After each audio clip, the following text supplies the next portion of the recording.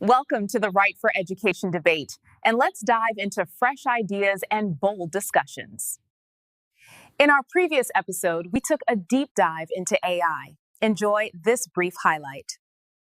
Who takes the responsibility? We cannot start blaming a machine because it has done something wrong, because, it's just a machine. So we cannot blame it. So if at all we can't blame it, then in this slide becomes not a threat, but rather a mirror of our collective will in the spiritual aspect of Africanism. And then we should reframe. Also, it also promotes laziness. People say also. Thanks for watching. This week, we're exploring a topic that affects us all. Stay tuned. Welcome to another exciting episode of Red Debates, where we dive into real African stories, real issues, and real conversations. Here, we unpack the topics that shape our continent, challenge our perspectives, and celebrate the diverse voices that make Africa so powerful. So grab something to drink, settle in, and let's get into this. So this week, we are exploring economics that are affecting home and family dynamics. The topic is called Multigenerational Living is a Necessity in Today's Economic Climate. So a bit about this topic. Basically, multigenerational living means your aunts and uncles and your grandmother, your grandfather are now living in the same house as you and your parents and your siblings. They're all living in the same house or unit or compound or whatever, but they're all living in that house. And as such, they now contribute or they don't contribute to the household's finances. So in these times now, with this economic climate, things are getting expensive. Families are now getting into other families' houses to save on cost or whatever the case may be.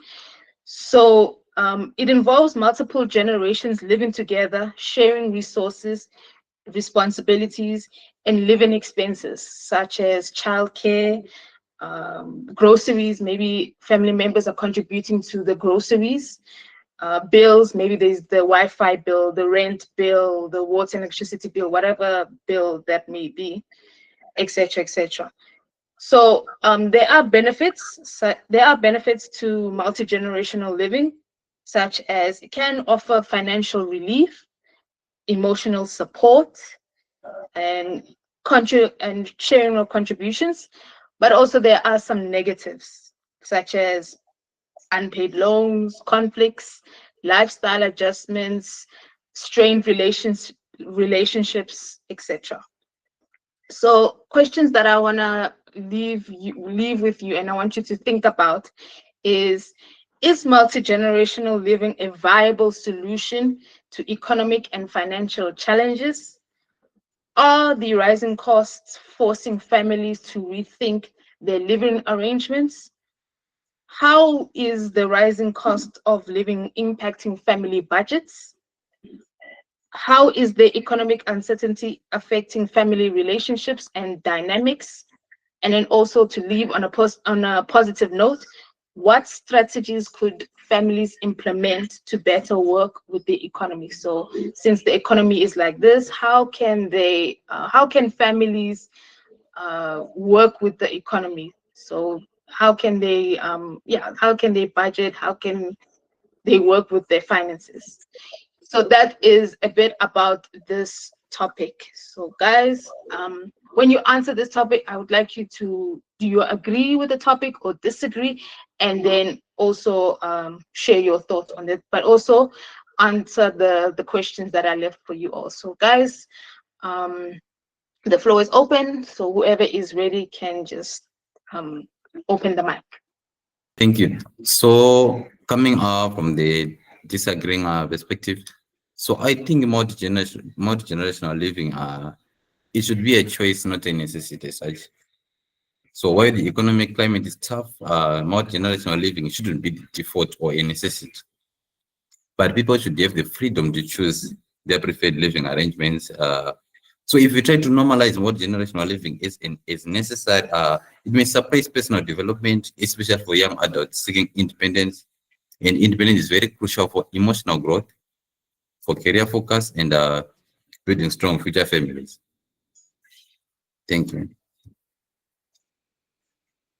Okay, Yeah, thank you. Yes. can I go ahead?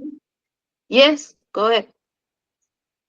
Okay, I think it should be a necessity because it provides a sense of belonging with the community and the family at large, and it gives the mental and social support system that is needed to navigate the challenges that people go through life, like career, marriage, bringing up children, and all these things, because it provides a common ground where people can discuss about the things they are going through and provide the support that they need for each other, and yet also sharing the resources. So reducing the burden of each and every person planning their own life and looking for their own resources.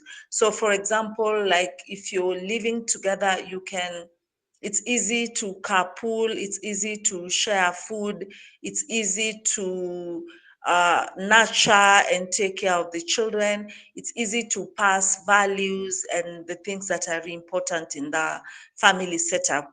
So I strongly believe that because it gives that mental and social support, then it's really a necessity. Okay, so a necessity meaning it's like basically helping out.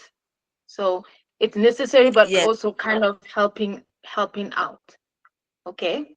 Then we yeah, go to yes, it does. Peter. Okay. Then we go. I want to go to Peter's point where he said something that it's not. He disagrees with this.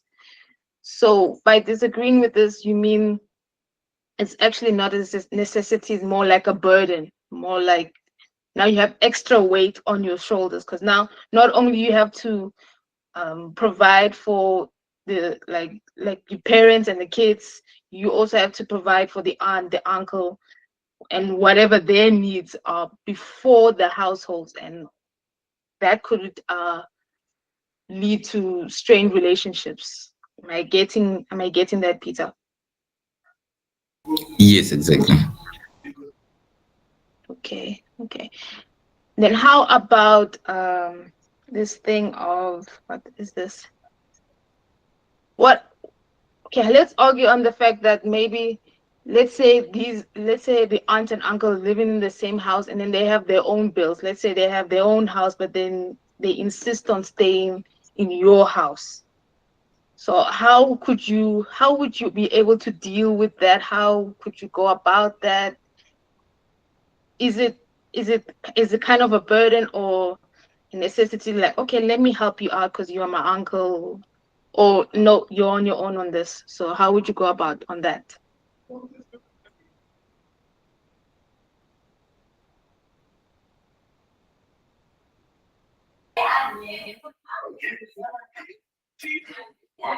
right, so I think if we try to treat multi-generational living as a necessity, right, and considering what Sphere just said, so living with extended family usually it often leads to friction due to difference in values, difference in lifestyles, and difference in personal boundaries. I would like to give an example. The younger generation usually value privacy and flexibility, while older ones may expect traditional obedience or roles, and this can create stress, conflict, and hinder mental well-being. So I think it is a necessity would lead to.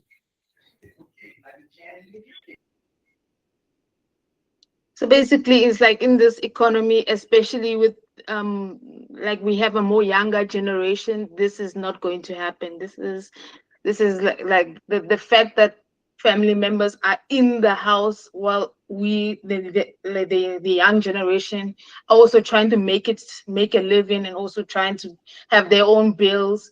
Now there's the aunt and uncle now putting extra pressure or finances. It's kind of a no-no. So some of the younger generation are like, nope, we're not doing that. We're not going to bring in the family into the household because of 1, 2, 3, 4, 5.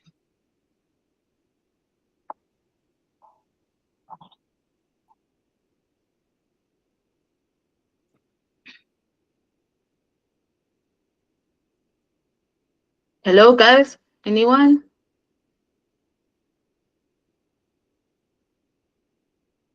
All right. So I also think that multi-generational living, it reinforces dependence and the delay in attending those personal responsibilities.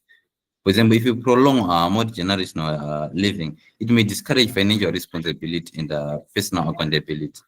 Instead of learning how to budget, how to plan, how to take responsibilities, so individuals may end up becoming too comfortable relying on family, which delays personal growth and decision making as well. Thank you. Okay, so those family members who are becoming too comfortable, they can be a problem, because now those comfortable family members, they how do I say it? They're freeloaders. Now they don't want to contribute. They're like, okay, the main members of the household, like the parents, they're gonna take care of me. I don't need to contribute to anything. So that kind of attitude from the extended family members can lead to confrontations, and now there's an issue of finances, and it's becoming a real big problem, right?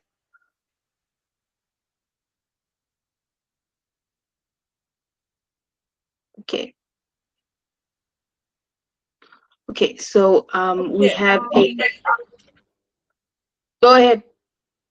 Yeah, I wanted to say that I still think that it provides an opportunity for really honest conversations that include everyone taking responsibility and supporting each other, because the younger people, as you say, may not really want that, but then because they're being mentored and they're able to see even their parents struggle and all that, like they learn early in life in terms of how they need to support each other. So I believe to narrow this generational gap in terms of not just the age, but also in terms of the attitudes and taking care of each other, it is best when the multi-generational living is there, because it provides an opportunity of having really honest conversations, because sometimes when people live away, you can assume that your children have enough money to take care of you, and maybe they don't even have that kind of money. But you see, if you live with them, it's easy to see, because you can audit their lifestyle. They're able to see the needs that are there, and if they're able to chip in, it's easier when they live right there with each other, as opposed to be like if they're far from each other. So I still think there are really benefits in terms of enhancing relationships and narrowing the generational gap, and also ensuring that attitudes and perspectives are aligned because you're together in one household. Yeah, I agree with you. They're honest conversations, especially about finance. Some family members do not want to or don't like to talk about finances, because again, it will cause a rift in the family, because now you're avoiding your uncle because he owes you money for rent or whatever unpaid loan he has, or those sort of things. So honest relationships, I mean, honest conversations are key, especially with finances. And I think some of us Africans, we kind of hesitant when it comes to finances. We talk about it, sure, but not really in deep or in detail about it. So I think with those, if we do those honest conversations and actually talk about finances, then I think they will be harmony and kind of working together when it comes to finances in the household. Okay, so we have a comment here by Naledi. So she says, it's a burden because you have to provide for everyone. If you're not on the same level economically, the one who's more like a breadwinner suffers the economic burden. There is no respect for personal property and values. Family members can waste resources, use things without permission as they believe everything is shared amongst everyone. Some relatives slack as they know there are people who will clean up their messes. Interesting perspectives there, because we have some freeloaders, like family members who are freeloaders, who's just there because there's free food, free water, a roof over your head, the Wi-Fi. I don't need to pay anything. So I get your point when it comes to it's a burden. It's a burden, especially to the breadwinner. Yeah, that's the word I was looking for, the breadwinner. The breadwinner, because now, okay, I'm involved in the finances of the house. It's me or my spouse. Okay, let's say me and the spouse, we are breadwinners of the house. We are doing everything for you, but we don't see anything for you from you. Like you want our food, you want water, you want the roof over your head, you want the Wi-Fi, but we don't see you contribute. Even 50 rand, I'll use my currency, 50 rand, you don't contribute. You're just a freeloader, basically.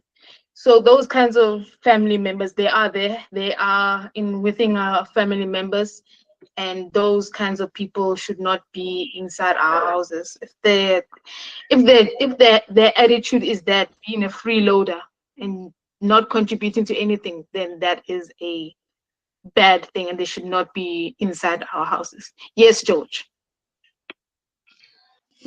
Thank you. I just want to add my voice that when people live together, actually, the most difficult situation is on finances. And I'm just looking at the life here in Nairobi. Those who are here and who understands Nairobi very well can agree with me. This is the hard part of life, just finding people staying together under one roof. It becomes a conflict zone area every time. People are actually in conflict because someone feels the pain. I have a neighbor, she just decided not to pay for Wi-Fi for at least 1 or 2 months because she was having many relatives coming to board under her roof, and she found it difficult. She just decided now she wants to get them out, and so she began by not paying for Wi-Fi. She began now by rationing food. So someone was just saying, let me just go back to my family or what, but not to be here because she was straining a lot, and the economic part is not working very well right now. So what I say, it actually prompts conflicts all the time. Two, it also makes some people to be lazy, if I can use that word. You find that we just have people who will be riding on the back of the breadwinners, and it becomes so difficult. You find we have people of such character. They may be hopping from maybe one roof to another just to get accommodation, to get what to eat, and they survive. That is the city life survival. I'm still trying to wonder how the people like the Indians, and also I have seen the Kushites, they can live together under one roof. But when you come to the other part, you find that it is so difficult. And also it enhances more of disrespect within the family. When you are living, let's say I'm living with my family members, they will also be taking a chance to backbite with their members who are far away. Like I'm in Nairobi, I have others under me, they will always be giving maybe negative information maybe to the part to those in rural areas, and you find that things are not just working well. So to me, I can say in these economic times, it is actually so difficult to live in one roof or to be with the other members of the family or the community who are especially not responsible for participating in one area of another. It's so difficult, especially for those people who live in town. Thank you. All right, thank you. Yeah, lazy people, the freeloaders, basically. It's like you're here because we have the things. So now you're just lazy now. Why don't you go to work? And some of the family members don't work at all, so they're just here. They're just chilling inside the house and not contributing to anything. Basically, just lazy. So now the breadwinner suffers. The breadwinner, it will come to a point where he or she goes to the family member and says, and then you see the bills are piling up, or things are getting expensive. You're living here free. What are you doing? What are you contributing? You need to pull up your socks. You need to either contribute and live here or leave. You find your own way to survive financially. But those lazy people are not. Yeah, those are freeloaders basically, and they need to be out. They need some tough love. They need that little nudge that say, okay, you cannot live here anymore. Go out and work. Go get your own place. So yeah. Okay, let's go to Peter and then Nicole.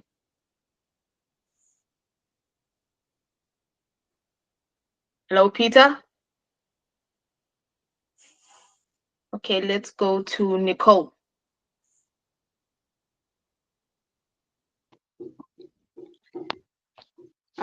Hello, good evening, everyone. Thank you so much for the topic. And yeah, true, looking at multi-generational living being a necessity today, I think I would disagree with the motion. Yeah, because if we go back, we are going to see that back then, um technology hadn't even actually evolved. We were really still behind, because when we try to compare the two livings today and yesterday had a different impact of it all. Yeah, multi-generational living back then was actually more simpler, very good, and more of impactful than today. Whereby those days, of course, I mean, staying in a multi-generational environment would build your character. It actually had more of moral learning than today. Now today, in what we are living in, we have grown up in an environment whereby technology is part of it. um like a lot has really actually transpired today in the world today. So looking at what comparison has brought to the people, really multi-generational living cannot exist. I'm not going to share a family with people who feel like as if they are perfectionists, as if they are up to competition, and yet we are just family, really. Yeah, because I'm not going to buy this dress and then you also feel like you should dress like me. No, that's not right. So I feel like this multi-generational living attracts a lot of competition. It could be bit in dressing, it could be in food, it could be in anything. Because I have bought a car, you're going to buy a car as well. So I disagree with it, because it actually brings some weird thing of being competitive that's not actually nice. And then maybe the other part I would talk about is it cropping up, it making lazy actually be one of the mastermind, just like I think someone said. Yeah, there's a lot of laziness, because with the laziness, there can't be personal growth. Yeah, because you're going to have everything on a silver platter, and besides everything on a silver platter, people are actually going to take it like so and so will pay. I mean, I don't want like I need to save more. and yet in actual sense that's not the right way to go. So I feel like there's no growth when, like, of today, there's no growth when we live in a multi-generational world, because I feel the growth comes more when we are individuals, and then maybe we just then go and check on each other and see how maybe all of us are doing. I think that will bring more harmony. Yeah, thank you.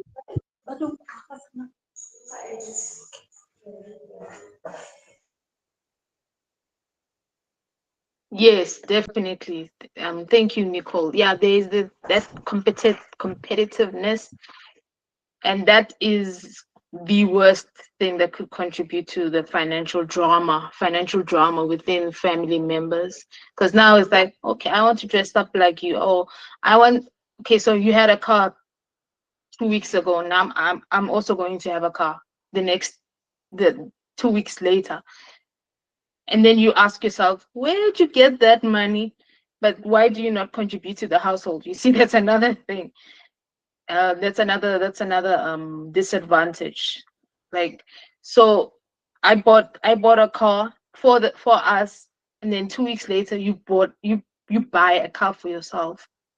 And then the breadwinner asks herself, how and where did you get this money? Yeah, that will cause a drift in the family relationship.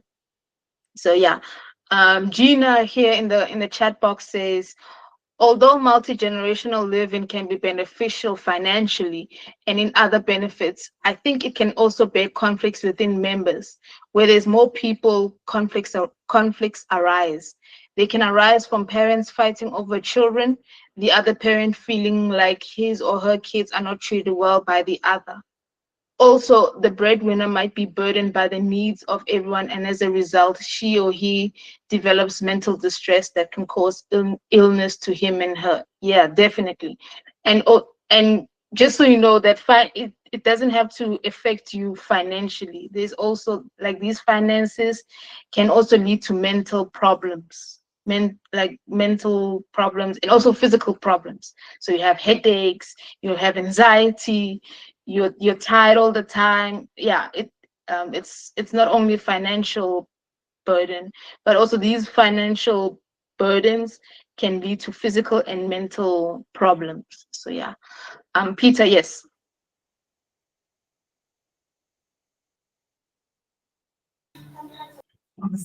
Okay, thank you.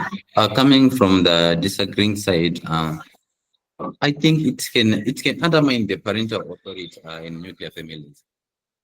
For example, when multiple generations live under one roof, especially with grandparents or other extended family members, the lines of parental authority can easily become blurred, which can lead to confusing and sharing intention among adults. So, in a more generational household, parents may find it difficult to implement rules or decisions for their children when grandparents or older relatives constantly intervene with different opinions. Children may learn to play adults against each other. For example, running to a grandparent and a parent says no, knowing the grandparent might say yes.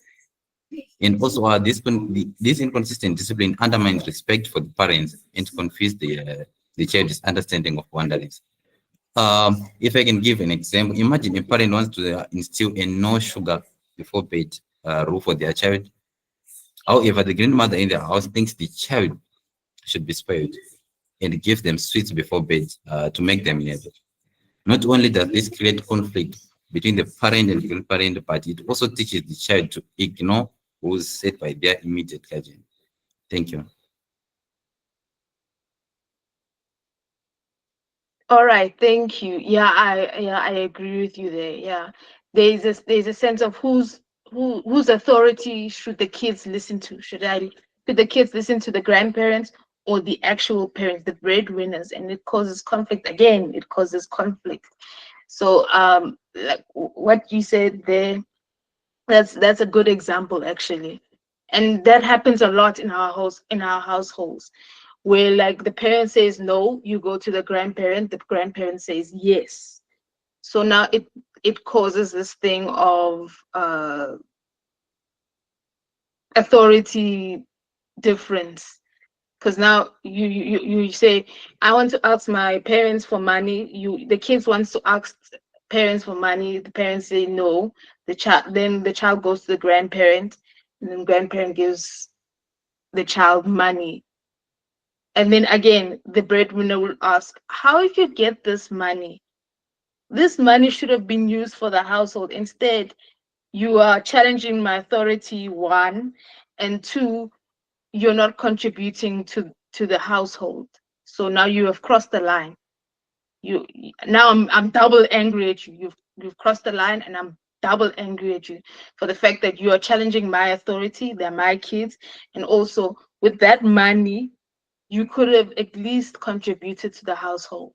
So that could cause conflicts there. So guys, let's go to let's find a positive to this. How could given all the positives and negatives of this topic, how could we go forward with this? What kind of strategies the breadwinner and the family members can implement in the household so that the finances are shared equally? The everyone has their share, the payments are due, everyone has their responsibilities, and also with the change in economic climate every day, we are able to budget, and we are also be able to pay the bills. So from you guys, are there any strategies that could be made, or any ideas on how to solve this issue?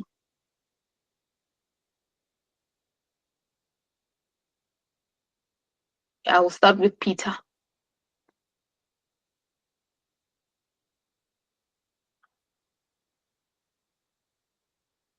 Okay, let's go to George.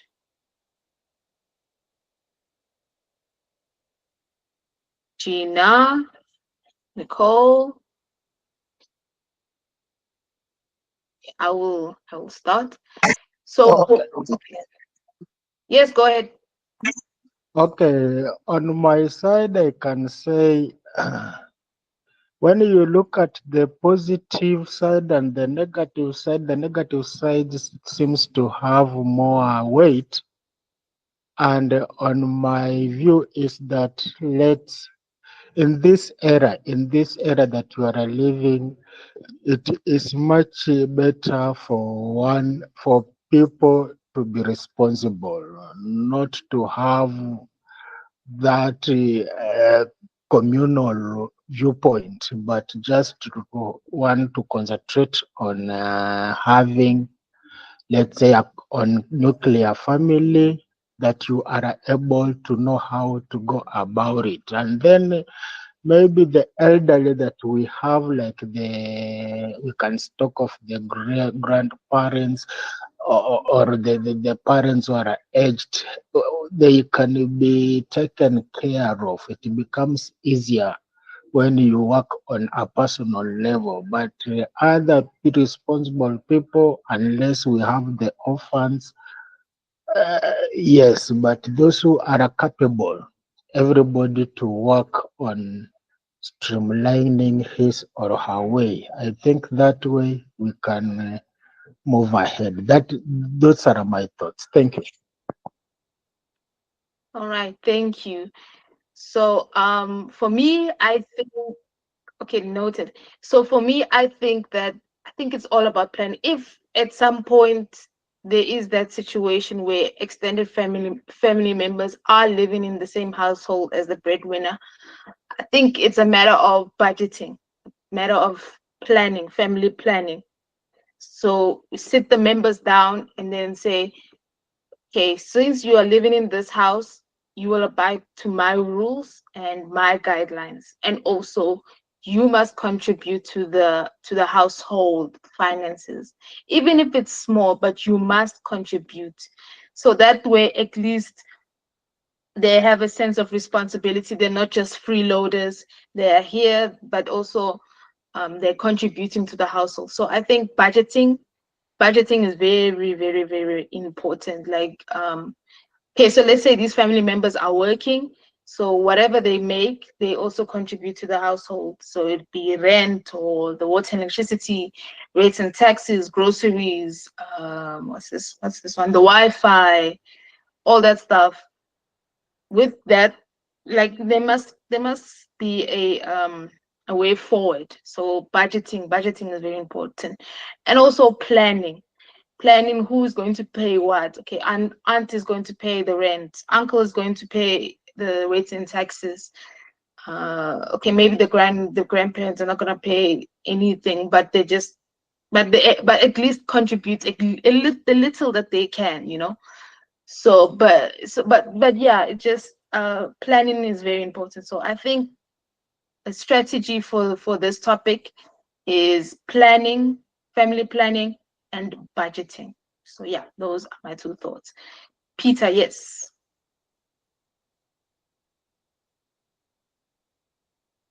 Okay, let's go to Nicole. Well, my concluding thought is, you see, because okay, we copy a leaf from how the world moves and how it keeps changing. Today's generational living cannot be like that of maybe 19 or 18. No, it can't be the same. However, those days we used to see them share costs, rent, this, that. Well, today we can do this. Today we can have the generational living, yes, in a very organized way.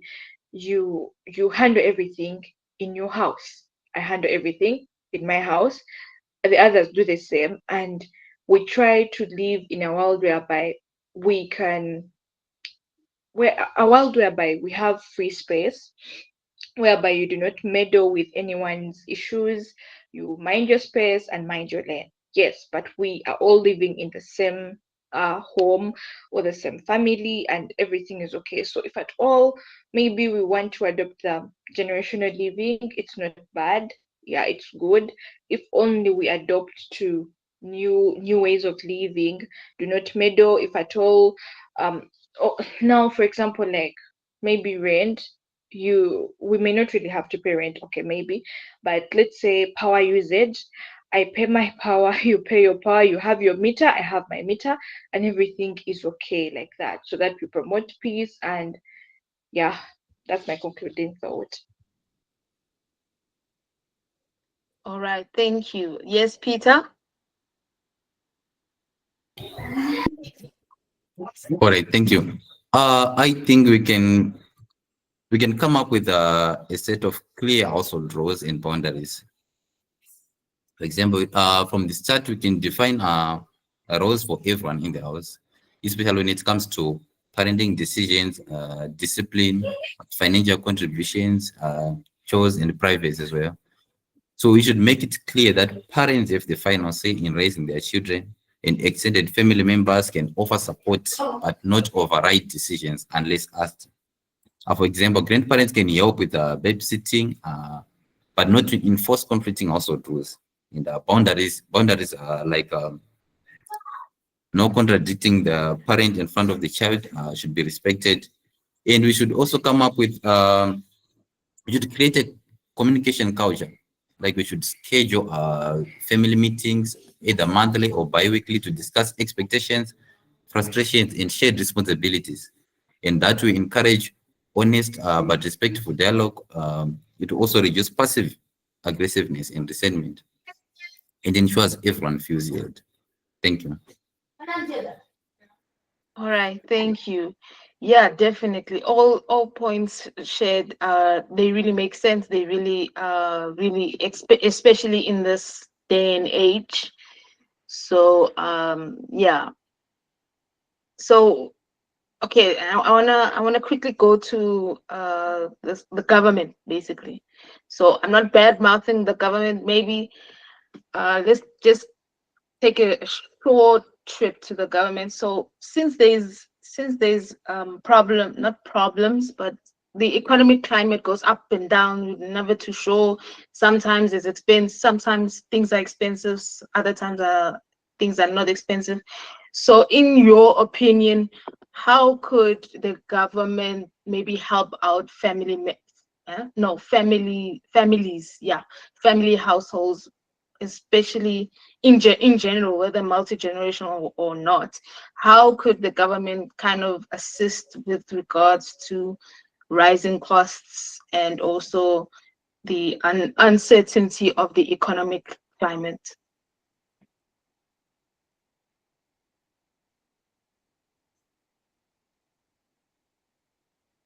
Hello? Okay. Gina says, in conclusion, I'd say we can do budgeting and allocate responsibilities in the family, but at the end of the day, if members don't want to participate, they won't. So keeping it nuclear family, not multi-generational living, is a safer option. It will also improve unity as conflicts are less when not living together as a large family. Okay, interesting perspective. But then what do we say to those family members where, like, it's because of this economic climate, because of what's going on, we have no choice but to now live with the breadwinner? That's a question you should ask yourself. Like, okay, fair enough, but then also, what about those family members who are going through some real tough financial issues, and now they're like, okay, we have no choice but to live with this breadwinner?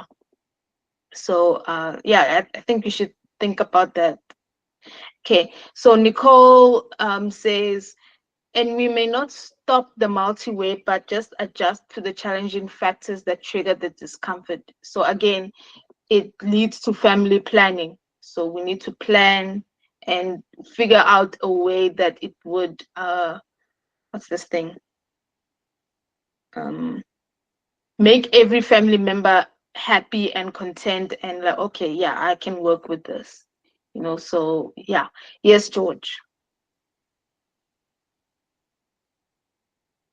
Okay, you asked about what the government can do to assist in such a situation. Maybe it depends on the country and how the government of each country is actually planning on how to support majorly some of the families that are in need, like economically. So what I can say, like here in Kenya, I can say the government, we have seen government trying, but not to that extent. We have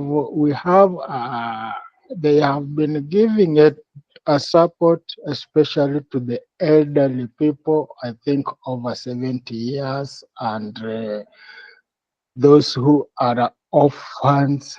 Yeah, there is a stipend for them, but it's too little, very, very little. Let's say we are talking of, I don't know how much it is, but 2,000 Kenyan shillings a month. But also you find that they go around 4 5 months, then without anything, and then they are given at least maybe for 2 3 months. So it is just not easy, and maybe the government should consider, like what we can say, like the burden of education.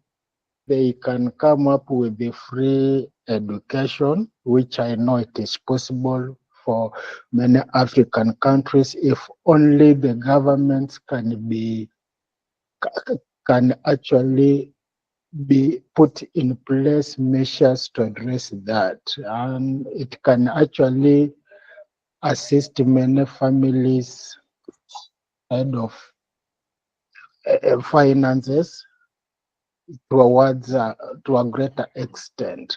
Also, supporting those who are in need, who are like micro businesses and so on, and reducing the issue of taxation. Maybe the families can have away, so that even if there is that multi-generation coming together, there is that space. But to find that most of the governments, I don't know in other, but what is happening where we are, it's not that easy. But I know if they can think on that side, they can at least have a support to many. Thank you.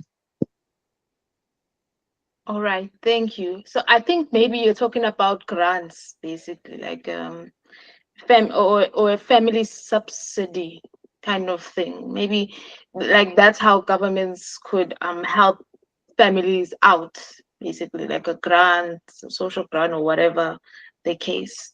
But yeah, good points made. Thank you. Okay, let's go to Peter.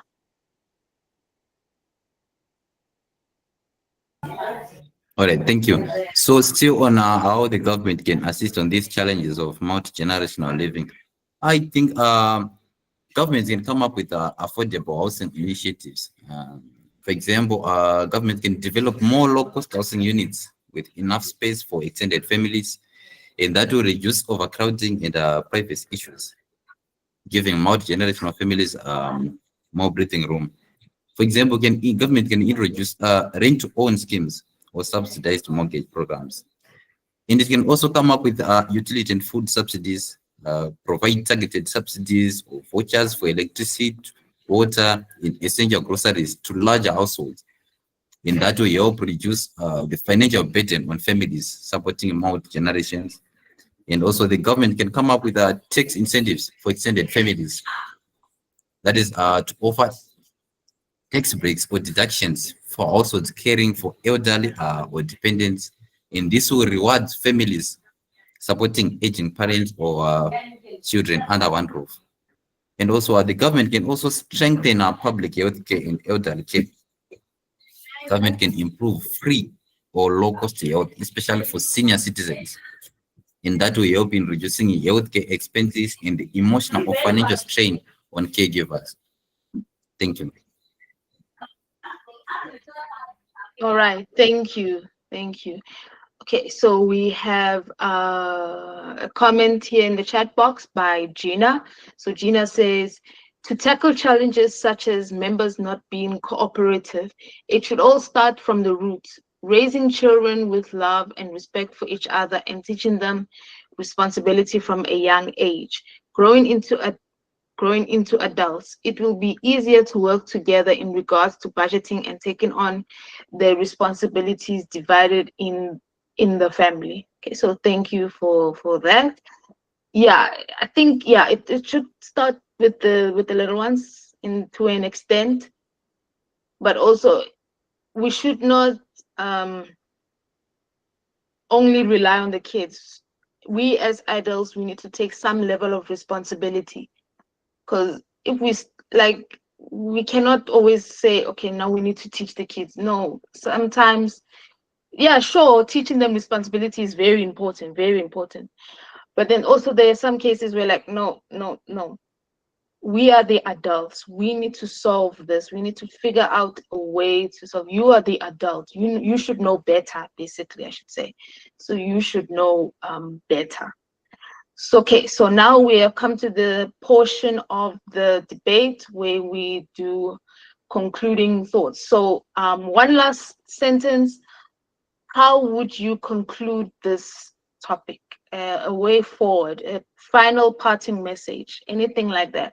So with regards to this topic, what is your final parting message to maybe a family who's going through some financial pressures right now? What would you say to them? What is your closing statement? What is your parting message to them?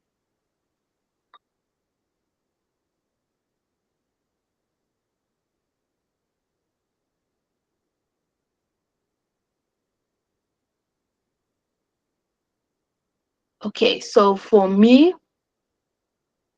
with regards to this topic, my closing statement is, sorry. Basically, if we're living together, we need to work together. We cannot, like, especially in this economic climate where things are too expensive, we barely can afford basic things, you need to pull your weight inside the house. You need to contribute wherever you can, even if it's just little. Like, take some of the financial burden off me. You know, you're not here for free. At least do something in the household. So yeah, those are my concluding thoughts. Yes, Peter.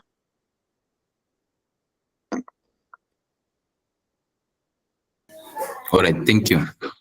So while multi-generational living is often seen as a necessity due to economic hardship, it doesn't have to remain just a reaction to financial pressure. So with the right structures in place, it can be transformed into a sustainable, supportive, and dignified way of life. And however, it's crucial to recognize that this setup comes with its fair share of challenges, ranging from overcrowding, lack of privacy, and intergenerational conflict, to financial strain on primary earners. So if left unmanaged, these pressures can lead to emotional exhaustion, dependence, and resentment within the family. That's where strategic planning becomes essential, not just at the household level, but also at national and community levels. Families must set up clear boundaries, foster open communication, and encourage shared responsibilities. Meanwhile, governments must rise to the occasion by providing policies and programs that reduce the burden, empower family members across generations, and make multi-generational homes. Thank you. Okay, thank you. So there is nothing else. So basically, guys, I think planning, budgeting is very important in families, especially when it comes to multi-generational living. You know, budgeting, planning, those are very important to ensure harmony and peace and strong relationships in the family. Budgeting and planning is very important. So if you at home, if you're experiencing this sort of problem, or family drama, family financial drama affecting your family, I think the best thing to do is to just talk about it. Sit them down and talk about how to go forward with the finances. Because now you're living in this house, you need to find a way to be harmonized and also contribute to the household. You must not be fighting all the time. You can fight about other things, but this is a thing that you need to talk about. You and your family members, you need to talk about this. It is very important. So if you at home, if you are experiencing this, do not feel bad. This happens to a lot of us. So yeah, a leaving question to you all is, how, as a breadwinner, how can I do this? How can I contribute financially, but also to contribute financially to you, but also contribute to my family and my household's needs? So I could help you financially, but from afar, because I have my immediate family with me. So yeah.